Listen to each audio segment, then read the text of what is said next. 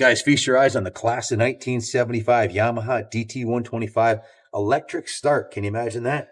This thing is absolutely 100% original, right down to the original Yokohama tires, which are in spectacular condition considering this thing's 50 years old. 2,387 miles. It's been preserved in a time capsule, and it truly is like riding a time machine. And stay tuned because I'm going to go for a ride with a helmet cam and a walk down memory lane. Here we go. Hit this little electric start button. So let's check this out, electric start. It does have kickstart also.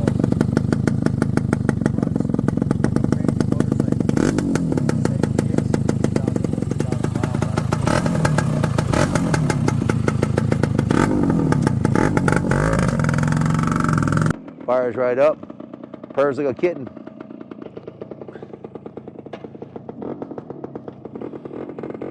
Here we go.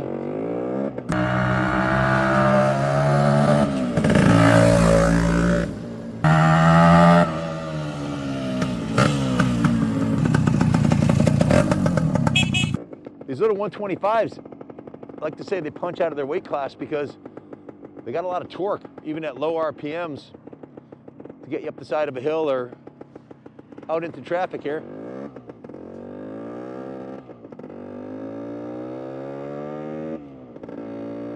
The auto lube ejection, you don't have to mix gas and fuel. You just stop at any gas station and off you go. The beauty of the Enduro is you can take it, ride it to the sand pits, ride it down the trails, use it as transportation. All the turn signals work, so this is 100% street legal. If you get pulled over, you don't have to worry about it.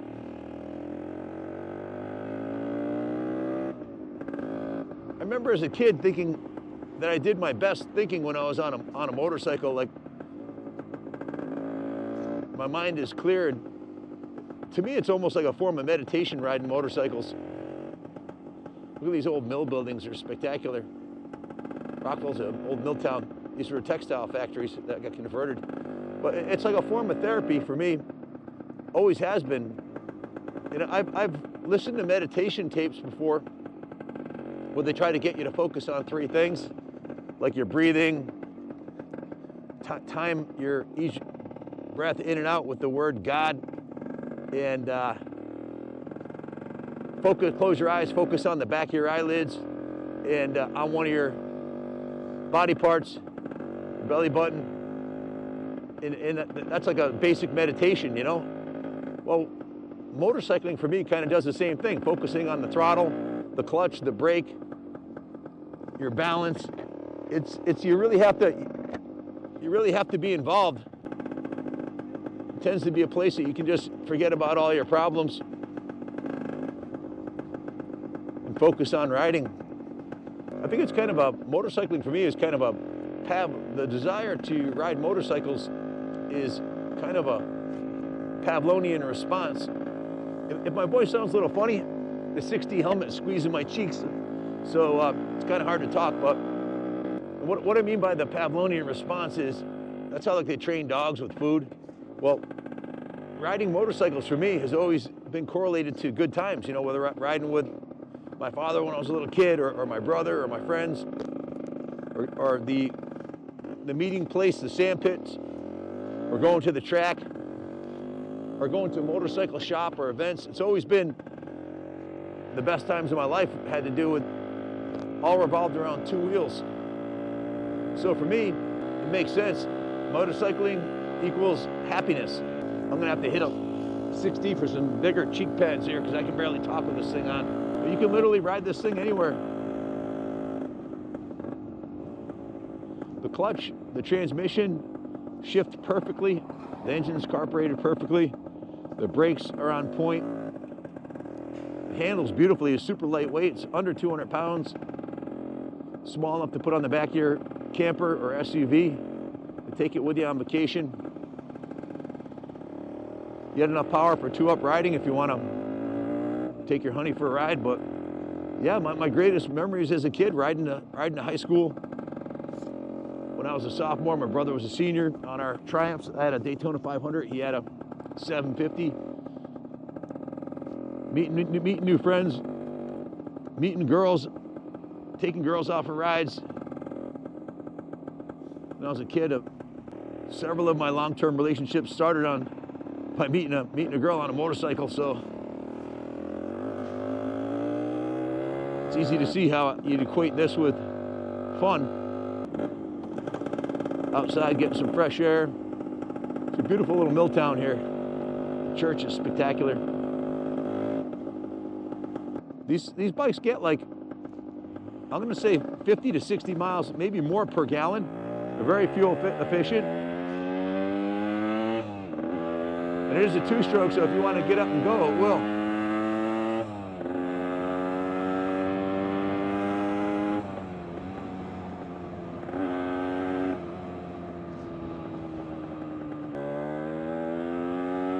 The original tires are still nice and round, no funny vibrations or anything.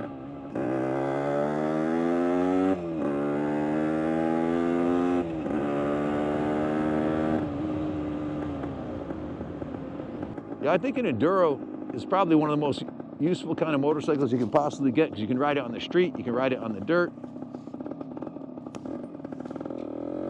Completely versatile, take it anywhere you want to go.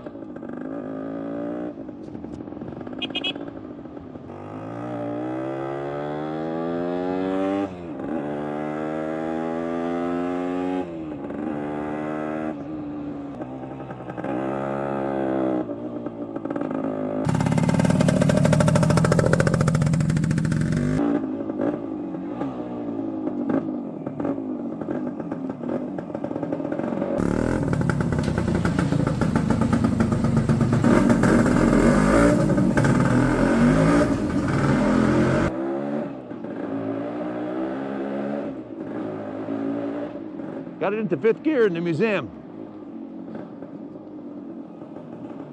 Let me know if you guys like these kind of videos where we do the helmet cam. If you do, it's a bit more effort because of the editing involved, but we'll gladly incorporate these into our test rides. Very, very relaxing ride. This 125, super comfortable, nice comfy seat, roomy ergonomics for a small bike, and they're 100% bulletproof and reliable. Again, if you have any questions about it, give me a call. Give Junior a call. You can't go wrong. This one's definitely Kaplan America approved. Look at this thing. Absolutely gorgeous. Thanks again for watching. God bless America.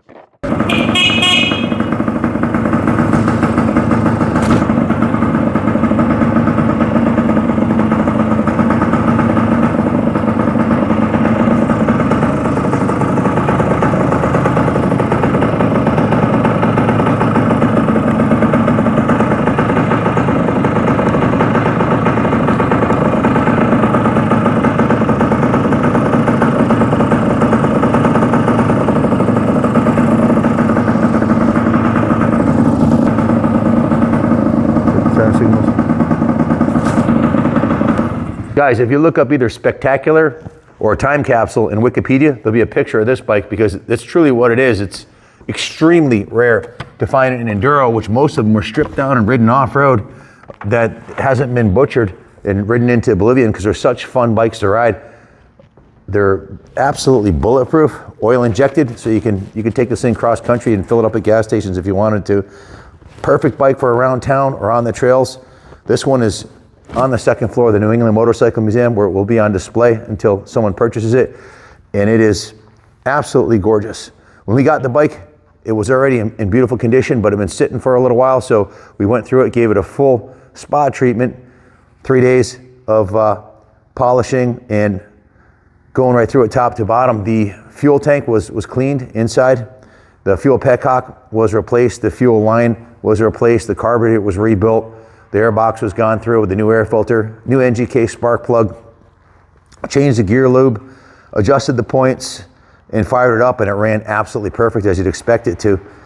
All of the nuts and bolts on it were gone through and tightened and torqued down, and chain was adjusted. Then it went to the detail shop where We went right through it. The front wheel, actually, they removed the front wheel from the motorcycle and vapor blasted the hub, so it would look absolutely perfect and brand new. It is 50 years old, so to have it look this clean, you have to go through and clean every surface, and the vapor blast is the best way to do it. The fork lowers were cleaned. They were not polished. We left them the original patina, but we did polish the hub on here to a chrome-like finish. All the chromes were polished, all the spokes were polished, the chrome rim was polished, the hub was polished, the forks were cleaned. The front end, every component on the front end was cleaned and polished. The gauges look to be brand new. They're absolutely, the glass is nice and clean on them. All the idiot lights work on it. All of the switch housings, they still read like brand new. Usually you can't even read them after 50 years later. A lot of them are left outside, whatever. All the switches are there and perfect. The original bars, grips, levers, everything on this bike is original right down to the cables. The tank was cleaned and polished on the outside. The seat was given a vinyl treatment. All the chrome was polished. The exhaust system was removed, vapor blasted, and then repainted. We put 4 new screws on that hold the proper style Phillips head screws with the proper washers on the backside, the heat resistant washers. The cylinder was repainted. The engine cases were polished. The foot peg was removed, sandblasted and painted. The foot brake was painted. The kick lever was polished. The Yamaha logos were repainted by hand. Inside there, the swing arm was repainted.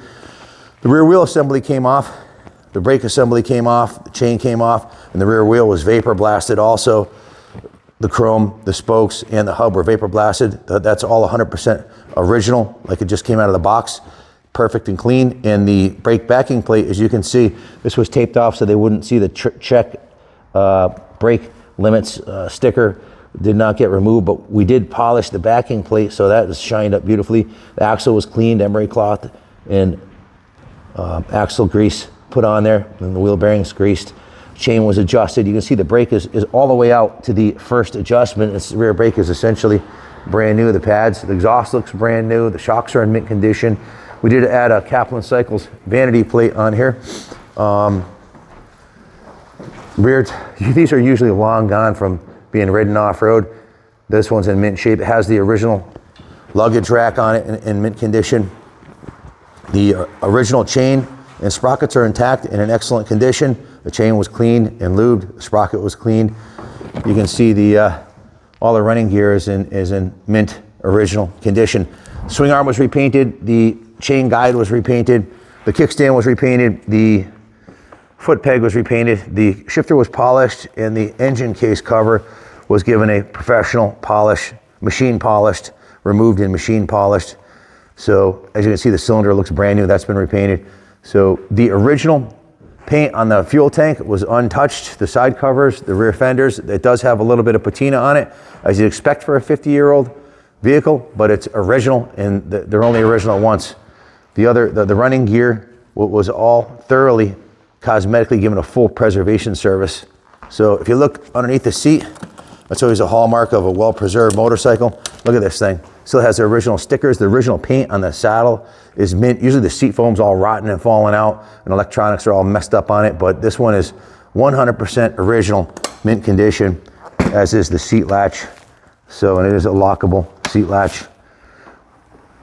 Total of 24-hour shop labor plus parts. The work order came out to $3,987. Let's round it up to $4,000, but it was 3 full days in the shop, bringing it to its showroom museum display condition, paying careful attention not to mess with the originality of the paint job or replace any of the original components. These are all original components: tires, shocks, chain, turn signals. Everything's original on this bike, and there's very, very, very few left that are original mint survivors like this that haven't been restored. I'm anxious to take you guys on a ride, because now with Tyler behind the camera, who knows how to edit, for many years Ronnie and I shot the videos with a cell phone. Neither one of us knew how to edit, but since he knows how to edit, we're gonna get to do a helmet cam video and take you guys on a ride down memory lane through Rockville here, and you'll get to see what it's like to ride one of these classics. So hopefully you guys are enjoying the quality of the videos as they've gone up exponentially with Tyler's skill set. So stay tuned, we'll take it for a ride. If you have any questions about the bike, give Junior a call, 454-7024. Anytime Monday through Friday, 9 to 5. We'll hook you up. We can finance the bike.